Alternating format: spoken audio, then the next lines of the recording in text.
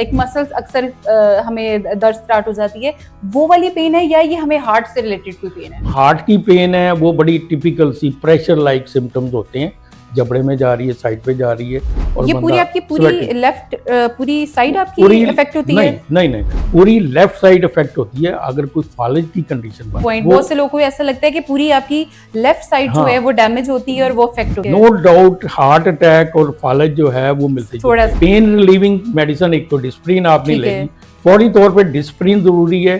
और अगर आपके पास क्लोपिडोग्रिल टैबलेट मौजूद है और 3 टैबलेट क्लोपिडोग्रिल ले लें और एक डिस्प्रिन 300 मिलीग्राम, या आपके पास एस्प्रिन है तो 75 मिलीग्राम की 3 टैबलेट उसको कह के चबा लें।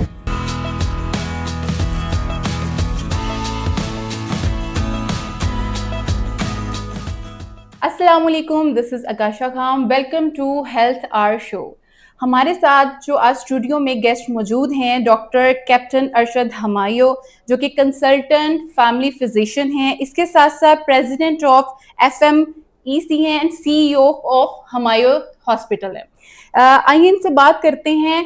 नौजवानों के अंदर आजकल बहुत ज़्यादा बीमारियां जहाँ पे डिफरेंट अमराज पैदा हो रहे हैं, वहाँ पे एक मसला जो कि उनको पेश आ रहा है वो है दिल की बीमारियों का, दिल के मसाइल का। आज हम इनसे इस टॉपिक के बारे में बात करेंगे और जानेंगे कि इनके क्या सिम्टम्स हैं, इनको किस तरीके से हम प्रिकॉशन कर सकते हैं और किस तरीके से हम इसको ट्रीट कर सकते हैं। अस्सलाम वालेकुम सर। वालेकुम सलाम जी, बहुत अच्छा। आप सुनाएं, आप कैसी हैं? अल्हम्दुलिल्लाह। सर बात करते हैं कि आजकल ये एक बड़ी, पहले हम सुनते थे कि जो बड़े बुजुर्ग हैं या एक जो एजिड पर्सन है उससे ही दिल की कोई बीमारी या कोई मर्ज या कोई भी मसाइल जो है वो सामना करना पड़ता है, लेकिन आजकल ये यूथ में यानी हमारे नौजवानों में इसके बहुत से मसाइल हैं। क्या वजह है? बिल्कुल सही फरमाया आपने। सबसे पहले तो मैं अप्रिशिएट करता हूँ इसमें जो आप लोग कर रहे हैं पब्लिक अवेयरनेस प्रोग्राम। बिल्कुल, खासतौर पे जो पब्लिक अवेयरनेस जब तक आप नहीं करेंगे, उनको आप नहीं बताएंगे कि वो अगर प्रॉब्लम्स उनको होती है वो किस तरीके से डॉक्टर के पास जाएं, कैसे अप्रोच करें, अपनी लेबॉर्ट्रीज जो हैं कौन सी वो अच्छी लेबॉर्ट्रीज जो हैं वो उनको पता होनी चाहिए जिधर वो रिज्यू करें। ऑफ कोर्स मेरा ख्याल है कि जो पेशेंट्स हैं उनको जो रेफरल होती है वो डॉक्टर्स ही करते हैं, और उसमें फैमिली डॉक्टर्स भी शामिल हैं, उसमें कंसल्टेंट्स भी शामिल हैं दूसरे जो स्पेशलिटीज़ के हैं। लेकिन सिलसिला ये है कि बाज़ दफ़ा पेशेंट्स को पता नहीं होता कि हमने क्या करना है। जैसे आपने दिल की बीमारियों की बात की है, तो दिल की बीमारी में भी ये बड़ा एक सबसे पहला जो चीज़ पेशेंट के ज़हन में आती है ना, वो एक खौफ और फोबिया आ जाता है कि जी दिल का अटैक हो गया। हाँ, अच्छा, उसमें सिंपल सी अलामात में मैं अगर बोलूं, एक तो ये है कि पेशेंट को अगर सडनली दिल के बाईं तरफ जो छाती के बाईं तरफ अगर दिल दर्द हो रही है, अच्छा, और दर्द इस तरह की है कि वो एक मुट्ठी में आपको फील हो कि इस तरह मुट्ठी में दर्द हो रही है, ठीक है, उस एरिया में। ठीक है। एक होती है ना पिन पॉइंट दर्द, ये जगह पे दर्द दबा के, जैसे यहाँ पे हड्डी का जोड़ भी होता है ना, तो वहां पे अगर दर्द होगी तो दबाने से दर्द होगी, वो पिन पॉइंट होती है, ठीक है। वो इतनी सिग्निफिकेंट नहीं है। हार्ट की प्रॉब्लम को समझना बड़ा जरूरी है, क्योंकि इसमें एक तो मरीज को पता होना चाहिए, बिल्कुल, उसके जो इसके इर्द गिर्द लोग हैं उनको पता होना चाहिए, घर वालों को पता होना चाहिए कि ये प्रॉब्लम जो है दिल का है और उसमें हमने करना क्या है। बिल्कुल, सबसे पहले तो ये होता है कि लोगों को जब दिल का कोई खुदा न खासा अटैक या कोई इस तरह की सूरत हाल होती है उनको पता नहीं चलता। एक तो मैंने कहा ना कि वो प्रेशर सा महसूस होता है। उसके बाद जो दर्द है बाज़ दफ़ा जबड़े के नीचे वाले जबड़े में जाएगा, फिर लेफ्ट साइड पे जाएगा, लेफ्ट बाजू में चले जाएगा, और दूसरा स्वेटिंग होगी पेशेंट को, और वो खुद पता चल जाता है। Most of the time patient समझता है कि ये आम दर्द नहीं है, ये डिफरेंट किस्म का दर्द है और ये हार्ट अटैक का है। ठीक है। और इसमें फेंट भी हो जाता है पर्सन, स्वेटिंग होती है, पेन अगर शदीद हो तो उसमें पेशेंट फेंट भी हो सकता है, गिर भी सकता है, लेकिन ज्यादातर जो है वो पेन के साथ ही होता है। पेन और स्वेटिंग दो चीजें होती हैं, और जबड़े में जा रही है दाईं, बहुत शदीद दर्द भी हो सकती है, बहुत लो दर्द भी हो सकती है। ठीक है। मैं आपको बताऊं, मेरे पास एक पेशेंट आया तो उसने कहा कि डॉक्टर साहब मुझे जलन हो रही है, तो जलन की कोई गोली बोली देते। तो मैंने कहा भी मैं तुम्हारा ना ईसीजी करूंगा। वो कहता है आपने नई नई ईसीजी मशीन खरीदी है, अच्छा, तो आप खर्चा मेरे से पूरा करना चाहते हैं। मैं कहता तुम पैसे ना देना तो मैं ईसीजी तुम्हारी करूंगा। ठीक है। उसकी ईसीजी मैंने की। यकीन करें कि वो मेरे पास सिर्फ जलन की, मैदे की जलन की टैबलेट लेने आया कि वो दे दें, और उसकी जब मैंने ईसीजी की, acute ST elevation in all the chest leaves, इसका मतलब है कि सीवियर किस्म का हार्ट अटैक था। अच्छा, ठीक है। उसको मैंने फौरन, उस वक्त 11 11 नहीं था, पुरानी बात है। ठीक है। तो मैंने उसको कहा कि आप किसी भी अच्छे हॉस्पिटल में, फौरन पीआईसी चले में, जाएं। कार्डियोलॉजी में चले जाएं। तो उसने इतना सीरियस नहीं लिया। 2 घंटे के बाद, 1.5 घंटे के बाद वो घर वाले उसको उठा के ले आए, तो मेरे बेड, पेशेंट जो हॉस्पिटल के बेड के ऊपर उन्होंने डाल दिया। तो मैंने कहा भी मैंने तो इसको हॉस्पिटल भेजा था। कहते जी लेट हो गए, हम जा रहे थे, रास्ते में ये गिर गए। तो अभी तक वो जो मैंने डिस्प्रिन उसको दी थी, उसके मुंह के अंदर डिस्प्रिन पड़ी हुई थी। तो कहने का मकसद ये है कि इसको देर नहीं करनी चाहिए, और फौरी तौर पे आजकल तो बड़ी अच्छी अवेलेबिलिटी है, 1122 पे कॉल करें और फौरन वो आपके घर में पहुंच जाती है, और आप सीधा जो है उसको बता दें। वो भी माशाल्लाह समझदार हैं। जी, उनके जब जो अमला है उनको पता होता है कि हार्ट का प्रॉब्लम है, और ट्रेंड होते हैं, और सारी चीजें सीपीआर कर सकते हैं। मैं समझता हूँ कि सीपीआर तो हर बंदे को आना चाहिए। बिल्कुल, हर ऑर्गेनाइजेशन में सीपीआर का वो एक सिस्टम होना चाहिए कि अगर कोई बंदा फौरी गिर जाता है तो उसको फौरी तौर पे सीपीआर करके कैसे बचाना है। तो मेरा कहने का जो आपने पूछा, एक तो यही चीज जब हो गई, कोशिश करें, अगर करीबी डॉक्टर, अगर आपके पास 1122 अवेलेबल नहीं है, आप पहुंच नहीं सकते, देर लग रही है, तो एक करीबी जो आपका फैमिली डॉक्टर है उसके पास जाएं, और जो फैमिली डॉक्टर है उसका फर्ज ये है कि फौरी तौर पे ईसीजी करे। ठीक है। और उसको समझे के बाद sometimes ECG is normal but there is heart attack. हाँ, बिल्कुल, मेरा नेक्स्ट क्वेश्चन बिल्कुल यही था। उसमें फिर ये है कि वो बाकी टेस्ट भी होते हैं, ब्लड के टेस्ट है वो कर सकते हैं। आजकल स्ट्रिप के जरिए आप टेस्ट का, ट्रोप आई टेस्ट जो है वो एक ब्लड लेके स्ट्रिप के ऊपर डालें तो उसका पता चल जाता है। लेकिन उस टाइम डॉक्टर साहब कैसे कर सकते हैं कि जैसे अब आपने बोला कि ईसीजी तो बिल्कुल ठीक आ गई है, लेकिन जो पेशेंट है वो तो कंप्लेन कर रहा है और उसको बिल्कुल हार्ट अटैक भी हो सकता है कि उसको माइनर अटैक हो रहा हो, तो उस टाइम पे एक डॉक्टर जो है या जो जिसके पास भी वो गया है वो किस तरह से आइडेंटिफाई करेगा और उस टाइम वो क्या करेगा? देखिए, क्लिनिकल डायग्नोसिस बड़ी इंपॉर्टेंट है। जो अच्छा डॉक्टर है वो डायग्नोस वो कर लेता है कि जी हार्ट अटैक है। अभी उसको कंफर्म करना है, उसने ईसीजी कर ली है, ईसीजी में फर्ज करेंगे नहीं आया और उसको लग रहा है कि ये हार्ट प्रॉब्लम है, तो वो ब्लड लेके तो उसका डिवाइस के जरिए ट्रॉप आई टेस्ट कर लेते। एक्यूट जो कंडीशंस होती है उसमें ट्रॉप आई अवेलेबल होती हैं, कम है लेकिन हो जाती है। लेकिन मैं समझता हूँ ये है कि 1122 बड़ी अच्छी सर्विस है। फौरी तौर पे आप कॉल करें, और हॉस्पिटल, बाकी हॉस्पिटल वालों का काम है क्या करना है। ठीक है, वो इमरजेंसी ट्रीटमेंट और आगे जो है वो स्टार्ट कर देते हैं।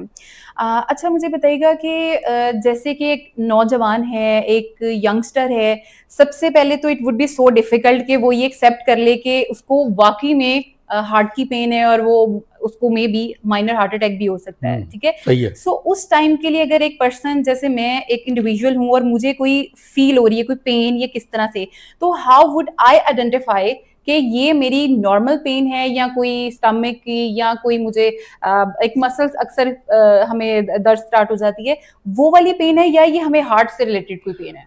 देखिए, मस्कुलोस्केलेटल प्रॉब्लम और हार्ट का मसला और मैदे का मसला, और जो लंग्स हैं, जाहिर इस जगह पे लंग्स भी हैं, फेफड़े हैं, फेफड़ों का मसला। तो जो हार्ट की पेन है वो बड़ी टिपिकल सी प्रेशर लाइक सिम्टम्स होते हैं, जबड़े में जा रही है, साइड पे जा रही है, और ये पूरी आपकी पूरी साइड आपकी इफेक्ट होती है? नहीं, पूरी लेफ्ट साइड पूरी नहीं इफेक्ट होती, पूरी लेफ्ट साइड इफेक्ट होती है अगर कोई फालिज की कंडीशन पर। Exactly, this is my point. बहुत से लोगों को ऐसा लगता है कि पूरी आपकी लेफ्ट साइड जो है वो डैमेज होती है और वो इफेक्ट होती है। वो फालिज की सूरत में हो सकती है, उसमें पहले वीकनेस होती है, नंबनेस होती है, बिल्कुल ही कमजोरी हो सकती है, पेशेंट इतना वो टांग उठा भी नहीं सकता, समटाइम्स ये भी चीज होती है। तो वो तो फालिज का सूरत हाल हो रही है। नो डाउट हार्ट अटैक और फालिज जो है वो मिलते थोड़ा सा मिलता जुलता, इनकी पैथोफिजियोलॉजी तकरीबन सेम है। पैथोफिजियोलॉजी इसलिए सेम है कि वो भी एथेरोस्क्लेरोटिक प्रोसेस है, यानी हार्ट की जो वेसल्स हैं या ब्लड वेसल्स बॉडी के अंदर है वो थिक हो जाती हैं, कोलेस्ट्रॉल जमा हो जाता है, कैल्शियम जमा हो जाता है उसमें, ब्लॉक हो जाती हैं, तो ब्लॉक होने के साथ हार्ट अटैक होता है। ठीक है। फालज भी यही कंडीशन होती है। ठीक है। ठीक है ना, दो तरह के फालज हैं, एक इस्कीमिक होता है, एक वो हेमरेजिक होता है। इस्कीमिक जो है वही है जो हार्ट अटैक में होता है, ब्लड वेसल्स क्लॉट हो गई, जम गई, बंद हो गई, और वो जो मसल्स हैं वो फिर उनको पेन शुरू हो जाती है।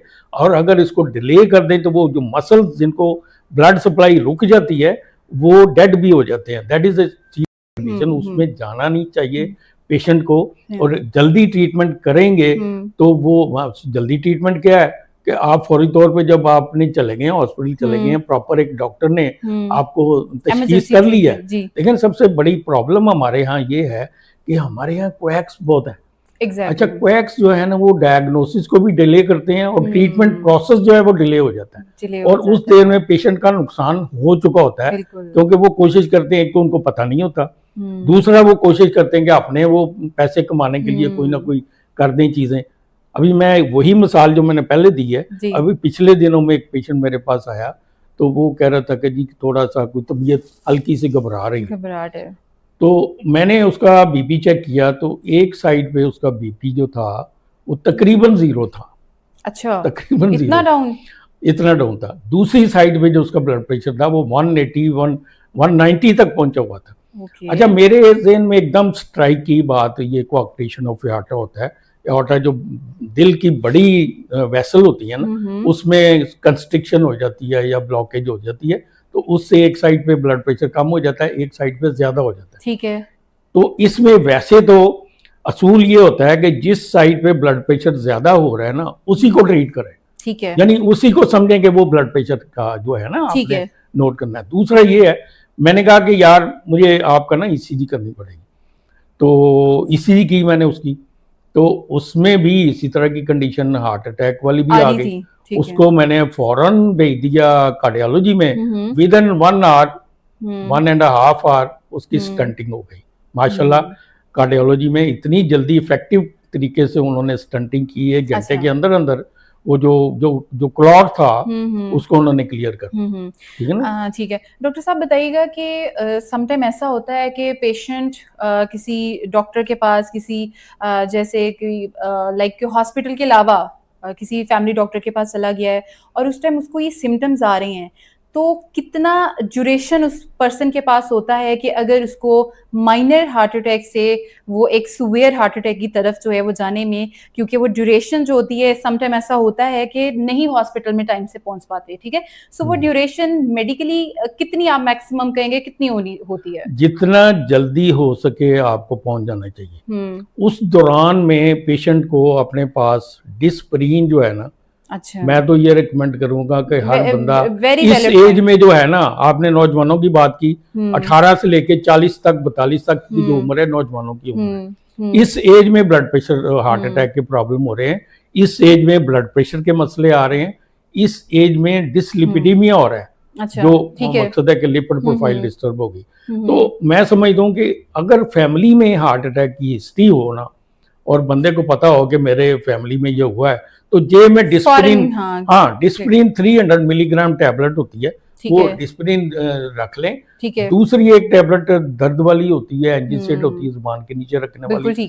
एंजीसिड का भी इस्तेमाल जरा एहतियात से करना पड़ता है, मसलन बाज अटैक ऐसे इंफीरियर मायोकार्डियल इन्फार्क्शन जो होती है उसमें ब्लड प्रेशर लो हो जाता है। बिल्कुल ठीक है ना, उसमें फिर हम कहते हैं कि एंजीसिड और ज्यादा लो कर सकती है, वो जरा नुकसान थोड़ा सा है। पेन रिलीविंग मेडिसिन एक तो डिस्प्रिन आपने लेगी, फौरी तौर पे डिस्प्रिन जरूरी है, और अगर आपके पास क्लोपिडोग्रिल टैबलेट मौजूद है और 3 टैबलेट क्लोपिडोग्रिल ले ले और एक डिस्प्रिन 300 मिलीग्राम, या आपके पास एस्प्रिन है तो 75 मिलीग्राम की 3 टैबलेट उसको कह के चबा ले। बिल्कुल ठीक है। आखिरी सवाल की तरफ जाऊंगी। ट्रीटमेंट के हवाले से आपने काफी बेसिक चीजें जो हैं वो हमें बिल्कुल हमारी ऑडियंस को गाइड की हैं, ताकि एक पर्सन जिसको खुद से ये चीज फील हो रही है और वो अकेला है या उसकी फैमिली उसके पास है, तो वो किस तरीके से अपनी इस चीज को ट्रीट कर सकता है सेल्फ ट्रीटमेंट के तौर पे। लेकिन थोड़ा सा हमारी ऑडियंस को ये भी बताएगा कि अगर थोड़ा सा ज्यादा मसला हो जाता है और हमें जरूरत पड़ती है इसको एक पूरा ट्रीटमेंट प्लान की तरफ जाने की, तो हमारे लिए क्योंकि लोग बहुत ज्यादा डरते हैं कि इसका बहुत लंबा ट्रीटमेंट होगा और इसके लिए जो है वो शायद जिंदगी बहुत कम पड़ जाती है और एंड पे जो है वो एक्सपायरी ही है, ये एक मिसकंसेप्शन भी है। तो थोड़ा सा ट्रीटमेंट प्लान बताइएगा कि आगे फर्दर जो है वो पेशेंट किस तरीके से अच्छा, लेकर ये चलेगा। बड़ा इंपॉर्टेंट बात आपने की है। अक्सर लोग जो है ना डिजीज का नाम सुनने से डरते हैं, ब्लड बिल्कुल चेक नहीं कराते, ब्लड शुगर चेक नहीं डरते करवाते, हैं ना वो। कहीं शुगर निकलना है। एग्जैक्टली इतनी गलत कॉन्सेप्ट है लोगों में।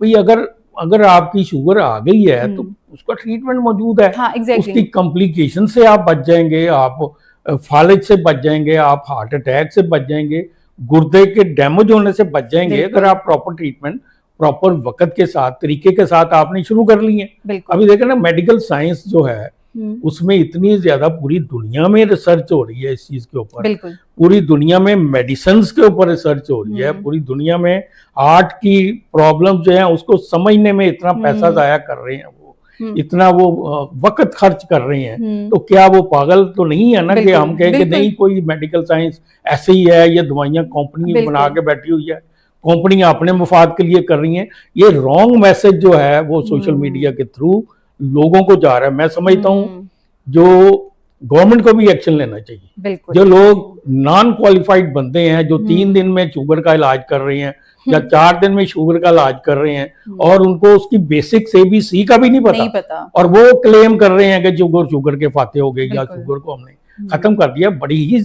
मकसद है कि ये नुकसानदेह बात है हमारे लोगों के लिए। और मैं समझता हूँ कि इसका इमेज जो बाहर के मुल्कों में जो तरक्की याफ्ता ममालिक हैं वो अगर देखें कि पाकिस्तान में ये हो रहा है तो ये हमारी बदनामी की बात है, हमारे डॉक्टर्स की बदनामी है, हमारी जो ऑर्गेनाइजेशंस हैं मेडिकल की उनकी बदनामी है, सेहत की पूरी हुकूमत की बदनामी है कि इस तरह की चीज़ें जो हैं वो आप सोशल मीडिया पे आ रही हैं, कोई चेक सिस्टम नहीं है उनका और उससे लोगों को गलत मैसेज आ रहा है और लोगों को नुकसान हो रहा है। बिल्कुल ठीक है, very well explain and it was really a wonderful conversation. But हमारे पास क्योंकि टाइम की थोड़ी कमी होती है सो हमें अपना सेशन जो है वो ज़्यादा रखा करें बस ऐसे ही है क्योंकि हमें सेशन जो है वो यहीं पे वाइंड अप उसमें ये होता है कि जब हम शुरू होते हैं ना अपने बिल्कुल लैब में आते हैं ना फ्लो बन तो जाता फिर है। फ्लो बनता है तो फ्लो के लिए टाइम थोड़ा सा फ्लो टूट गया तो फिर समझे कि काम वो चीज बिल्कुल ठीक है। नेक्स्ट हम इंशाल्लाह जो है वो इस चीज को कंटिन्यू करेंगे और इसी को लेकर आगे जरूर आपके साथ जो है वो अगली पॉडकास्ट भी करेंगे। Thank you so much sir आपके आने का, आपके इतने कीमती वक्त का। इसी के साथ मुझे दीजिए इजाजत, नए एपिसोड में नए सेशन में नए टॉपिक के साथ दोबारा हाजिर होंगे। तब तक के लिए अपना बहुत सारा ख्याल रखिएगा। अल्लाह हाफिज।